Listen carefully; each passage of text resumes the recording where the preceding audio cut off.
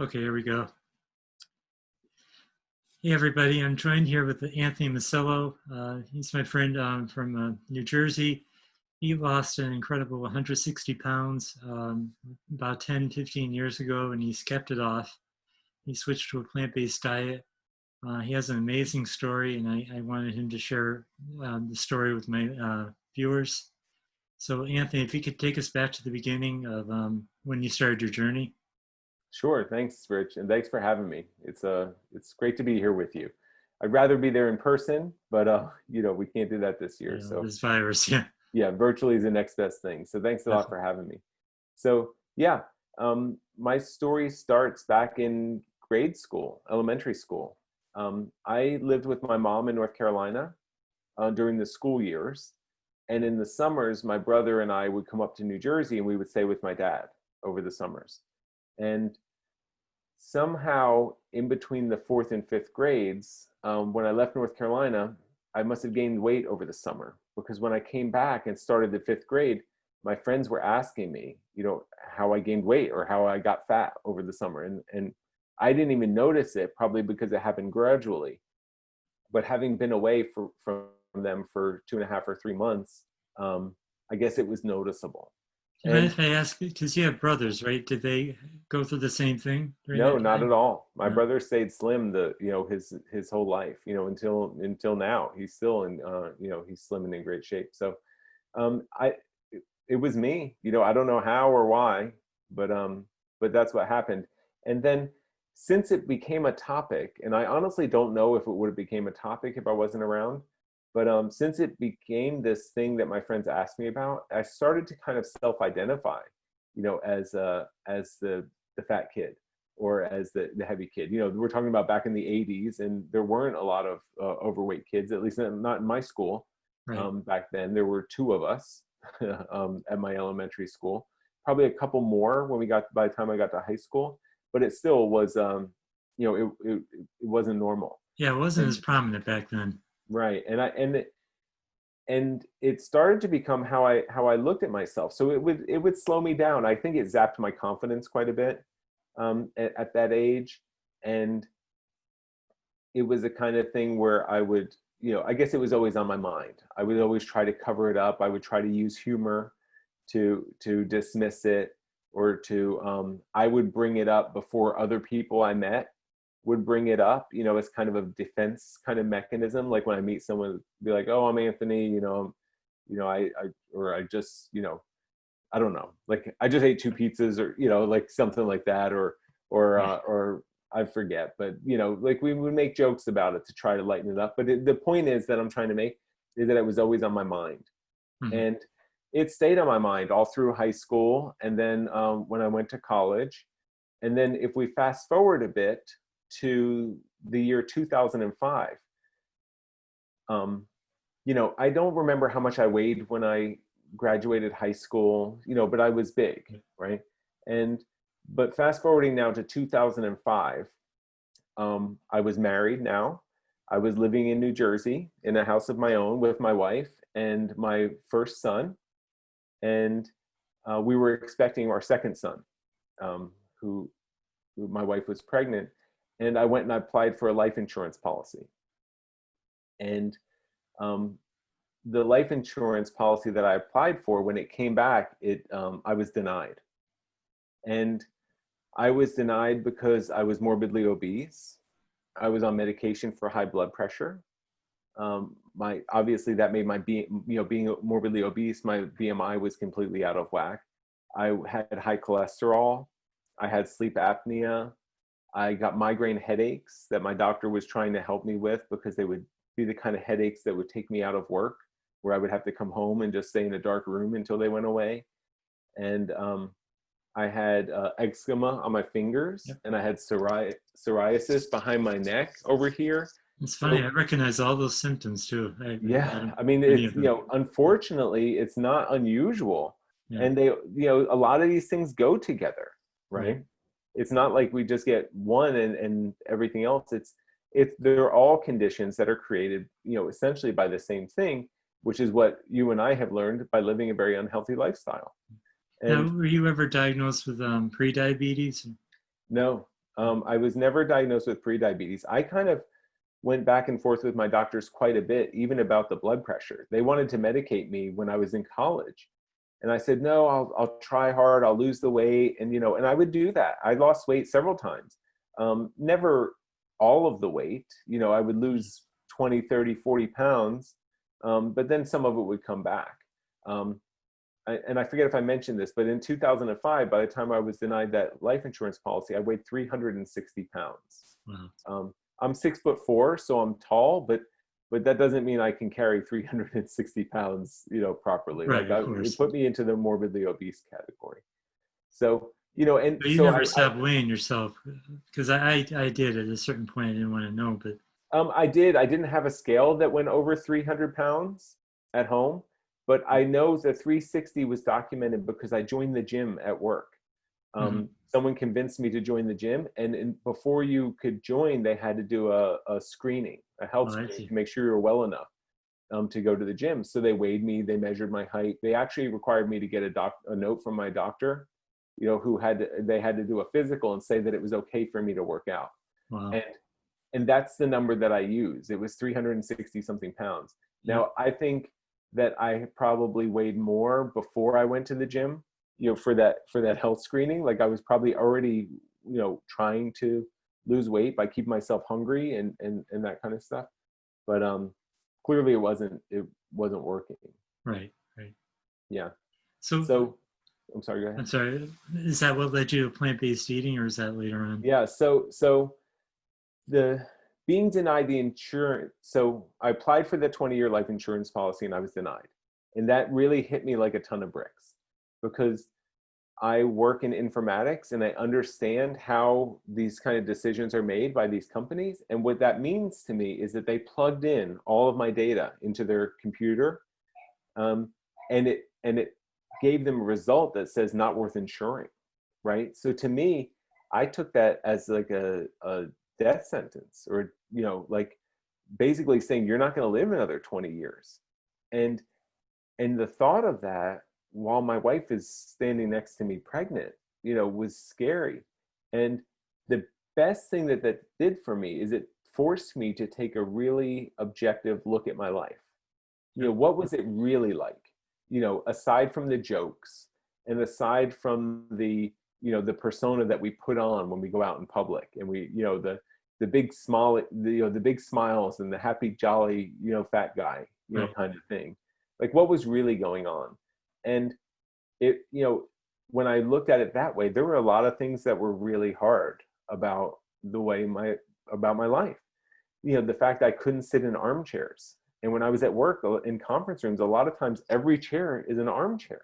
Right. So I would like hover above it and I would squish myself into it, and I would literally sit there in pain for the duration of the meeting. And that affected me and my confidence for sure, because I was there in pain. Of course. And then also, I didn't really feel like contributing to the meeting. I wasn't doing my best work because I just couldn't wait to get out of the chair to get out of this room. Right. You know what I mean? So things like when I would travel and I would be walking down the aisle of an airplane, and basically everyone with an empty seat next to them would be, watching me, Right. and breathe a sigh of relief when I passed their row, because I wasn't going to take the spot next to them because I overlapped. I would sit there with my arms crossed. So I would try to make myself as narrow as possible, but I was overflowing the seat. There are armchairs on those planes too. I didn't fit between those. Right. So those things were hard. And then, the biggest thing I remember is that earlier that year, that summer, my wife and I took my son, who was about 18 months old at the time, to the local carnival. And I always wanted to be a dad. My wife and I always wanted to be parents. And so when a kid is about 18 months old, it's just like they're just starting to, have a personality, and you can kind of tell when they're happy and when they're sad, without just interpreting cries. So we took the kid to the carnival that came around. It's just one of these small fairs that sets up in their church parking lot, and it has rides and stuff and games. And we're walking around, and I'm holding my son, and he's looking at the lights and the excitement, and we just thought it was the coolest thing. And then we came around the one corner, around this vendor truck, and there was a train ride. It was a kiddie ride, and it was just going around in circles. And he started wiggling and squirming and pointing at this train, and he's probably saying train or something. I don't really remember all the details, but he wanted to go for a ride on this train. And he had train toys. His like he had these magnetic Thomas the Trains. He had some of them that had batteries. They would actually tow themselves around. Right. And then he had one on a rope that he would just drag all around our house, and it had like 4 or 5 rope cars, and the cars were usually on their side, and he's just dragging them, but he played with trains. Yeah. And he saw a train that he could go on, and like he was just so excited about that. Oh. And I thought this was like the coolest thing in the world. So we go over to walk towards, my wife is pregnant at this point in time, and we walk over to go on the the train ride, and I take my son off my chest. I was carrying him like this, and he was like, he wouldn't let go of my shirt as I was trying to like pull him away, and because my natural instinct was to hand him to my wife, because I wasn't going to be able to ride on the kiddie train. I don't even fit in the seat of an airplane that's made for adults. How am I going to ride around this kiddie train, right? So anyway, I'll try not to drag it out, but they got on the train, and the attendant who took the tickets told me I had to wait on the side, right? Yeah. So at this point in time, I remember, so this happened before the insurance, before I got this denial, but this is the memory that came back. As I was standing there watching them, go around on this train, and at this point in time, my son didn't care who was on the train with him. He was excited to be on the train. Right. They were laughing, they were pointing at stuff, they were having fun, right? And I was there standing literally behind a metal gate, feeling like an outsider, like I couldn't even participate in this wonderful time, with my family. And it brought up 2 questions. It's, the first question is this the kind of father that I'm going to be? And that was sad for me to think about. Yeah. For sure. And then the second question is this the kind of husband that I'm going to be, for my wife? Is this the kind of partner that she has in life? Like, what else am I not going to be able to do? I mean, this is, in the grand scheme of things, going on the train ride at the fair is completely insignificant. But what happens when the kids have other things that they need to do? Yeah. And when they need to do that, and all these memories. So basically, being denied that insurance policy brought back all these things, and I realized that I needed to do something about it. I had to do something about it. Like, this was not optional anymore. Like, I had to figure it out, but I didn't know what to do. Right. I'm sure you can relate to this. Oh yeah. Yeah. I lost weight 100 times in my life, but it never lasted for more than 6 months or a year. Exactly. And it was never more than 20 or 40 or maybe even 60 pounds at one point.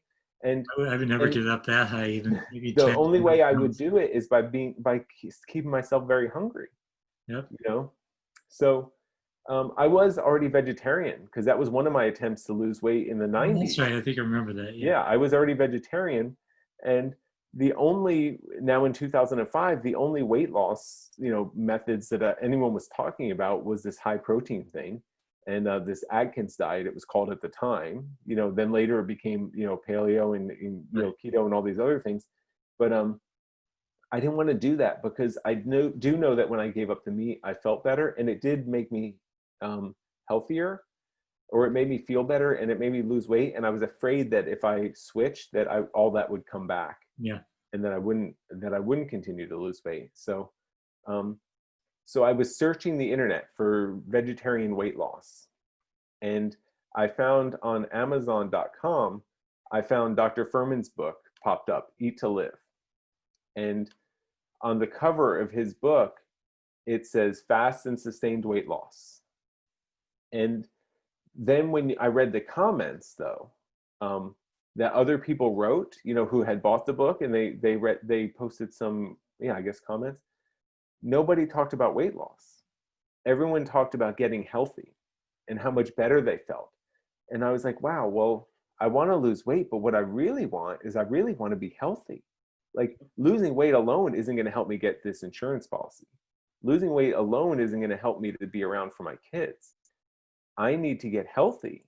and that's what's going to make me be around for my kids. So I bought Dr. Furman's book off Amazon that day, and and um, and I just started doing it. So just to keep this in time perspective, Yeah. I was denied the insurance policy in October, Yeah. and I decided I needed to do something, and I didn't find Dr. Furman's book until March Okay. of the following year, March of 2006. So, but I bought his book and I just started doing it. And, I was doing it imperfect at first, because I didn't really, Yeah. I didn't really know what I was doing, Right. but he said, eat more vegetables, eat more fruits, like that I could do. And I just started eating more, like more fruits and more vegetables. And I switched. The only thing I would drink was water. It took me a while to get off of coffee, and because of the migraines that I would get from the caffeine withdrawal, but I did it because he said it would help with weight loss. So I got to the point where I was just drinking water, and then I kept reading the book, and then I reread the book, and then I would keep rereading the frequently asked questions that were in the back of the book. I mean, this was an early edition. I think those things are still in the second or the next edition, but and then I would go on his website and I would read the success stories, because we didn't have social media at the time either. But I would read, he had success stories on his website. So I would read about other people who had been able to lose weight and keep it off. Right. So I just kept myself kind of embedded in that world, and I just kept trying to do better every single day. So I got to the point where there was no more cheese, there was no more dairy, there was no more oil, there was no more salt on anything. Like all these things, like got crowded off my plates, and my salads got bigger, and then my salad ended up being like chopped romaine lettuce and onions and tomatoes, but with steamed broccoli on top of it. Right. And maybe with cooked mushrooms on top of it, and then with beans on top of it, and then maybe some salsa on top of that, like my salads turned into meals. Exactly. And I didn't need anything else. And, my mantra, that's for sure. What's that? You said it fills you up, that's for sure. Yeah, it's great. And my mantra became beans and greens. Like that's, if I want to try to summarize, what do I eat? I eat beans and greens. Exactly. How long did it take for you to have it down to a science? So really... I will say I transitioned aggressively, and it probably took me about 6 months before I was eating like a nutritarian, as Dr. Furman will describe it, diet, right. Fully nutritarian diet without anything else. So in the grand scheme of things, I think that's pretty good. But the good news is I started getting results way before I got there. I mean, I was doing it the best that I could. I was just making mistakes in the beginning. I just didn't know. Right. But the first 2 months, by the time my son Henry was born and came home from the hospital, I lost 30 pounds. Wow. And after that initial drop, I ate 8 pounds a month, every month. And by December of 2006, I had set a New Year's resolution goal to lose 50 pounds that year. But by December, by the end of that year, I lost 90 pounds. So I completely blew away. I almost doubled my weight loss goal for the year. And that was fantastic. And I mentioned that first 90 pounds because it's important to also add that I didn't do any exercise to lose that weight, like absolutely zero. I was home with an infant and a toddler. I mean, I wasn't home, I was working full time. And then we had an infant and toddler at home. I mean, life was busy. I was trying to figure out this new way of eating, and exercise didn't even come into the equation. I knew that exercise was healthy, but I learned while I was doing this that exercise is not the key to losing weight. That proves right there how important nutrition is. People think you can exercise a bad diet away. Yeah, and honestly, looking back, no, I'm so fortunate that I did it that way, because I had so then I did decide that I wanted to start exercising. Yeah. But after that, period of time, I already had all healthy eating habits, because exercise makes people hungry, and exercise makes people feel entitled to eat. Exactly. So when I did start exercising, I'm like, oh, well, I exercised for 30 minutes today. It wasn't, wasn't telling myself that when I was walking past a tray of cookies, in the break room at work, or a bag of bagels that someone brought in and said, "Oh, I can have a bagel because I just exercised for 30 minutes." I mean, everybody does that, and if people aren't say they don't do that, then I don't believe they're being honest with themselves. But by the time I was already off bagels, I was already off cookies, I was already off sodas. I already knew that I didn't need Gatorade, or I didn't need Powerade, or I didn't need energy drinks, just because I exercised. I knew I didn't need protein shakes. I didn't need any of that stuff. I was drinking water and I was eating fruits and vegetables and beans.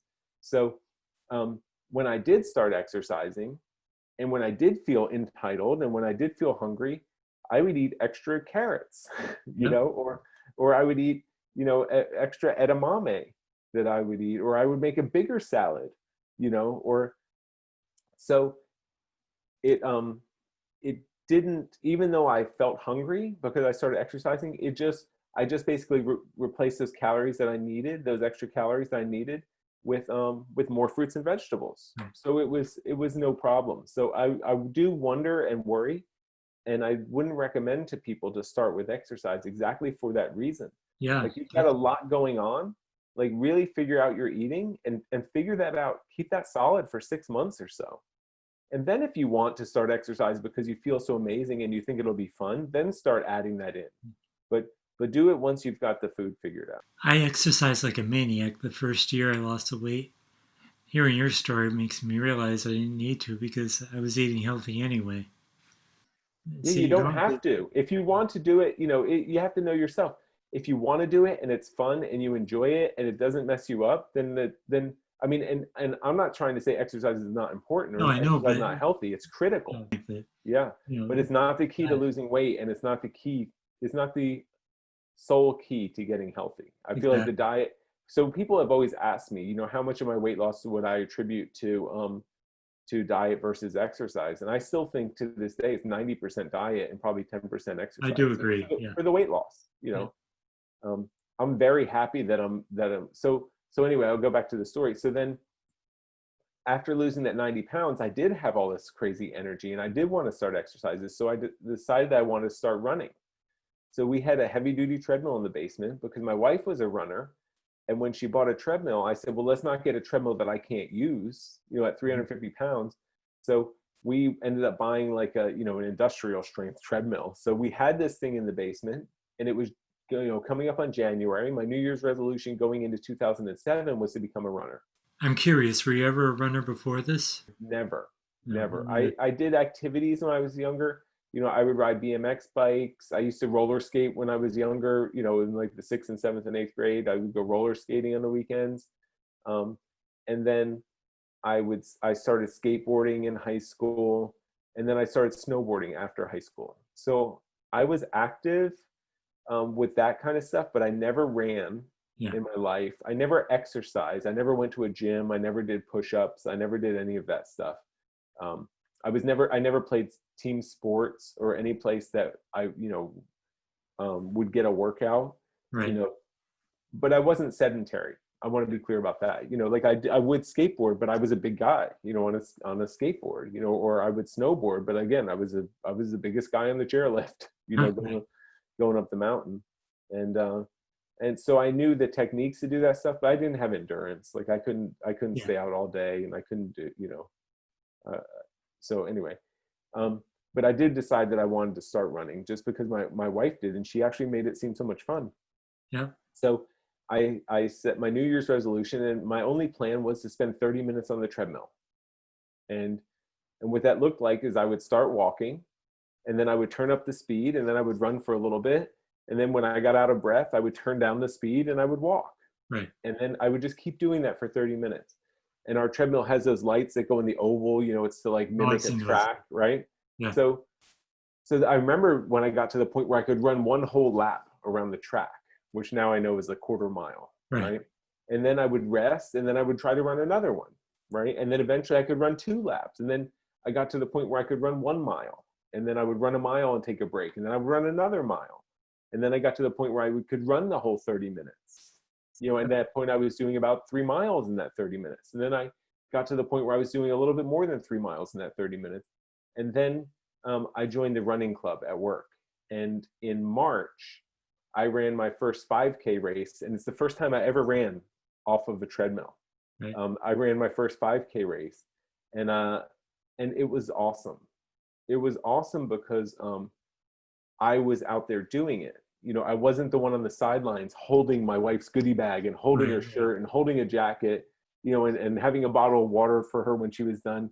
Now it was my turn. Like I went and I put on the Yeah. bib, and I was giving somebody else my stuff to hold or stash in Right. my, and it was a low key. It was only a 5K, but I ran the whole thing and I ran it in like 27 minutes and something. And I was like, wow, I wasn't last. I had no idea what to expect. This literally was the first time I ever ran outside. And some guys at work, said, hey, you did a great job.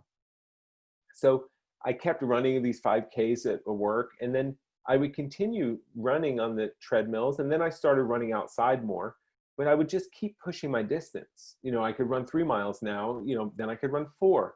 Then once in a while I would run 5 miles, and I would run 6 miles. And then I remember in, I guess it was August, I asked my wife if she thought I could run a half marathon, because Philadelphia had a great half marathon. They've changed it now. It's not allowed. It was called the Philadelphia Distance Run. Mm-hmm. And it was a half marathon only event, 13.1 miles. And some friends had done it before. And I said, I wonder if I can do that. And I asked my wife, who had ran marathons before, I said, do you think I could run a half marathon? She goes, well, maybe. And this was only the week before the race. And I said, well, I'm going to go out, and if I can run 10 miles today, then I'm going to come back and I'm going to register for the half marathon, which was the following Sunday. Wow. Right? And so I went out and I ran 10 miles and I felt great. I just had never ran that far before, Yeah. Yeah. So I mapped out a course from my home, and I went out and I ran 10 miles, and I came back and I registered. And then the following Sunday, I woke up at like 4 in the morning and I drove to Philadelphia, which is about an hour and 15 minutes, hour and 10 minutes from me. I found a parking spot.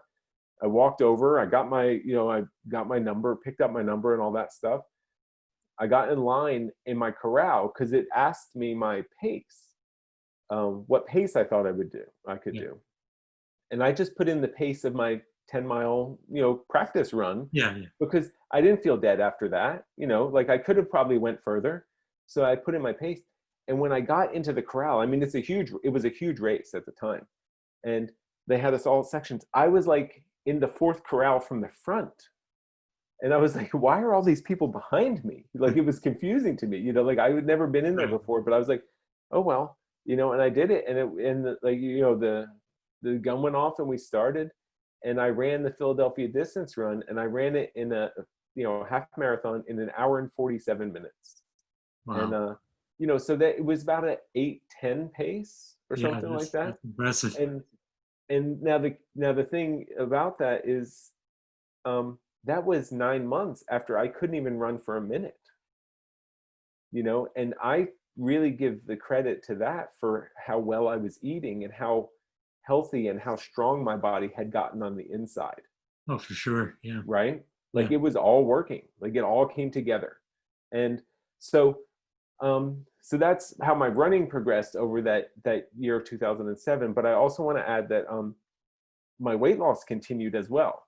Right. And the interesting thing is my weight loss rate did not increase. Like I continued to lose almost 8 pounds a month, just 8 pounds a month every single month until that September when I ran that race. Then my weight loss stopped, and it stopped just as suddenly as it started. Yeah. And at that point I had lost 160 pounds. I was off all medications. I had no more eczema on my fingers. I had no more psoriasis on my neck. I couldn't remember the last time I had a migraine headache. My cholesterol, my triglycerides, I mentioned my blood pressure, all these things that had been in the danger zone, for as long as I could remember going to the doctor, they all became ideal. And after I ran that race, I went back and I reapplied for the life insurance policy. And I ended up getting it in the preferred category. Nice. which really kind of shocked me, because I thought they were going to want to see like history of me maintaining this, Yeah. over time, Right. but Right. they just gave it to me right away, and it was the same Nice. company, and I was like, wow. I was like, I'm healthy again. And I know that you know how it feels, because Yeah. This I is. just had energy, I had confidence now, I felt good. People were complimenting me, all the time. Oh, good job, Anthony. I wasn't used to that reaction. I kind of downplayed my weight loss for a while. Yeah. And it's a natural thing that we do because we're modest people. We're not trying to brag, but I also learned over time that now I don't really downplay it anymore, Yeah, me because neither. of two reasons. Because number one, I should be proud of what I've done for myself. And number two, I don't want people to think it's an accident. You know, Exactly. Yeah. it's exactly something that I can do it, you can do it. Yep. Richard, hundreds of our friends have done it, Exactly. right? Exactly. And Yep. anybody who wants to do it can do it. What is your advice for somebody who wants to go plant-based and they're on the fence thinking about it? Should they go slow, or what do you think for them? So the best thing to do is to fully commit upfront. And when I say fully commit, that's a decision. That's a decision to be fully plant-based. Not to be plant-based, or not to do it a couple of days a week, or not to try it, Right. but to do it. Now, don't beat yourself up if you make mistakes, but make the decision to do it, and then figure out how to incorporate it into your life. And if you get stuck in a situation and you end up making a less than ideal choice, big deal, it doesn't matter. you Exactly. just you just try to do better the next time you're in that situation, or you learn how to do better the next time you're in that situation.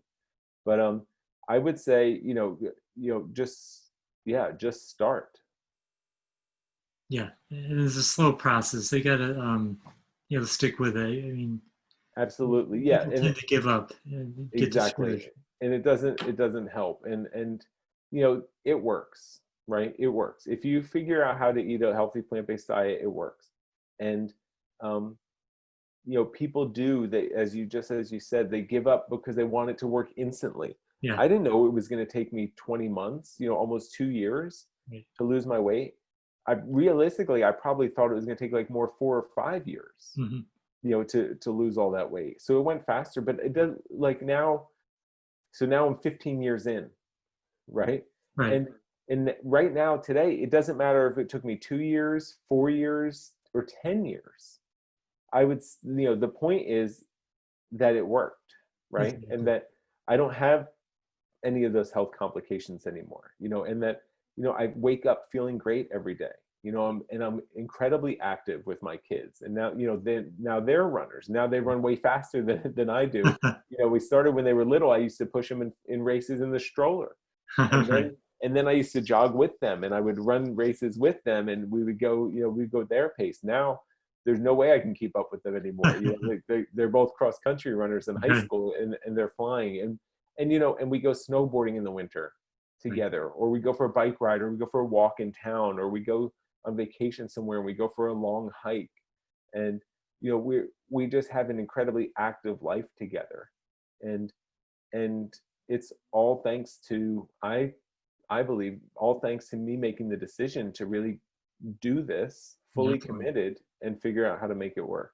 Anthony, I'm sure you'll agree. If you focus on health and not the weight, your weight will fall off anyway. Yeah, and that's what I loved about, reading those comments to Dr. Furman's book. Everyone said that losing weight is a side effect of getting healthy. Exactly what you just described. And and it's true, because this was the first time in my life that I decided to get healthy.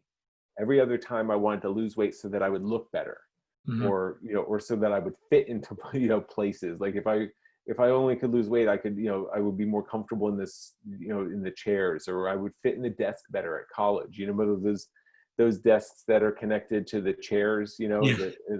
like, like, sorry, like, I'm not getting in that, you Right. know.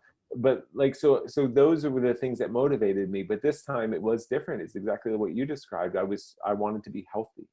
I wanted to be healthy, from the inside. So I approached it from a very different kind of perspective. Right. I did have a question about cravings. How do people avoid cravings and stick to the diet? I think they stopped at different times. All of them stopped at different times. And they stopped after I resisted the cravings long enough. Hmm. So cheese took me, uh, probably, that's the one that probably took me 6 months to give up. Yeah, that was the longest for Um, me too. and but as soon as I gave it, it wasn't any easier to give up on month 6 than it would have been to give up on month 1. It was hard to give up, Yeah. right? And then it was hard the first 3 times I resisted having cheese. And then it was hard, but not as hard the 4th time.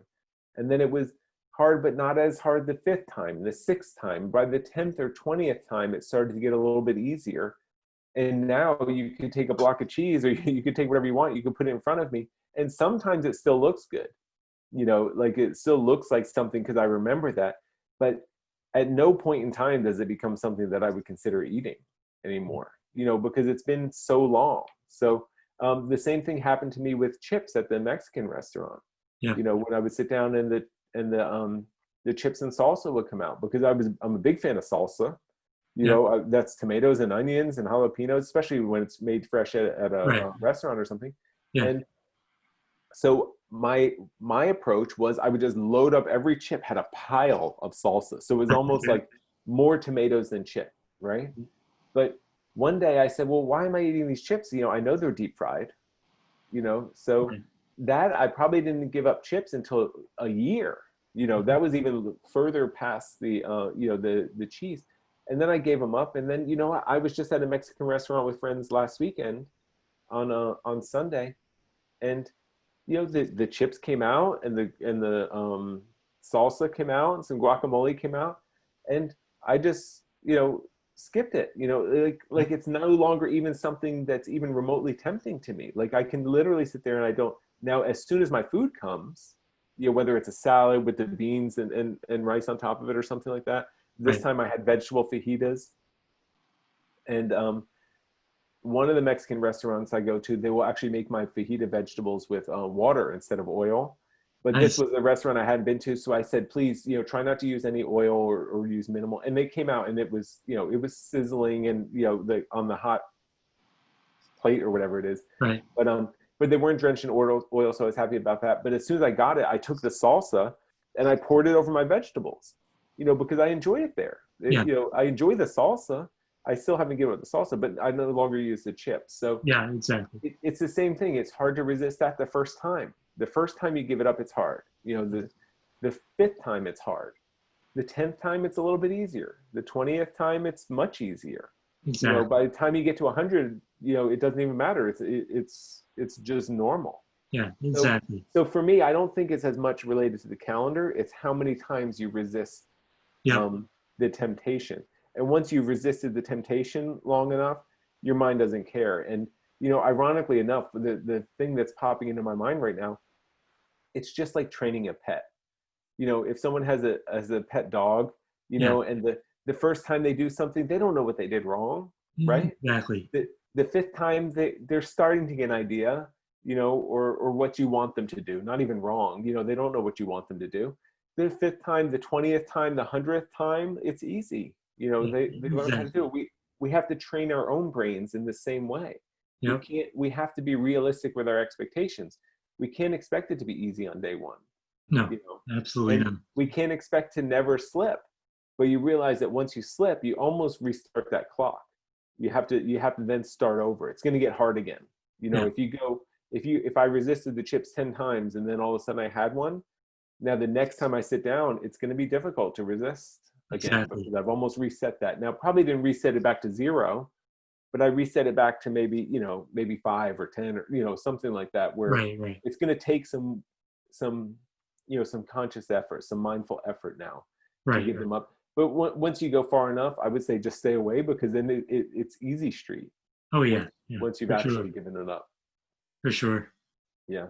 Yeah. So now life is amazing. I Yeah. started to mention it. So I enjoy all kinds of things. I got to meet some of the most amazing people like yourself and others, that we know who have done this.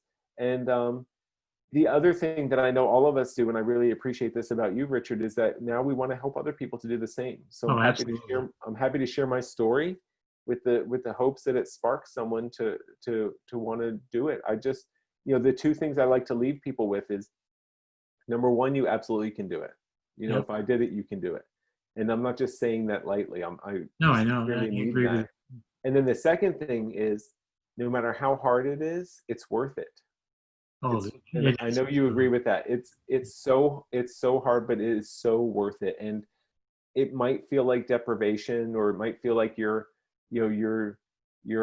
missing out on something for some period of time, whether that's a week or a month or a year. But eventually it feels like what you've gained is so much more Oh than what yeah. you've given up. And and it just takes time to really experience that. So I just try to help people to understand, from firsthand experience, that it's absolutely worth it. You just Sure. have to give it time, and then you'll believe that for yourself. Anthony, thanks so much for sharing your story. It was very inspirational. I know it'll help a lot of people.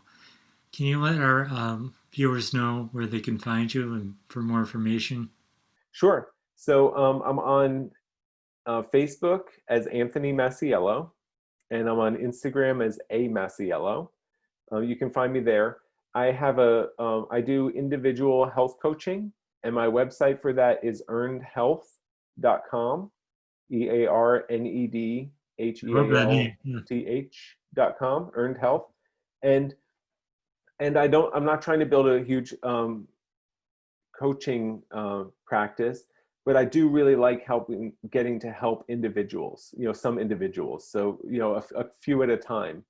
Um, to really make a transformation, and to figure out how to do this for themselves. So I love that part of it. And then the other thing I'm working on is called plant-based telehealth, and this is a company that I started with my partner, Dr. Lori Marbus, and also Dr. Michael Clapper, and also Dr. Chris Miller.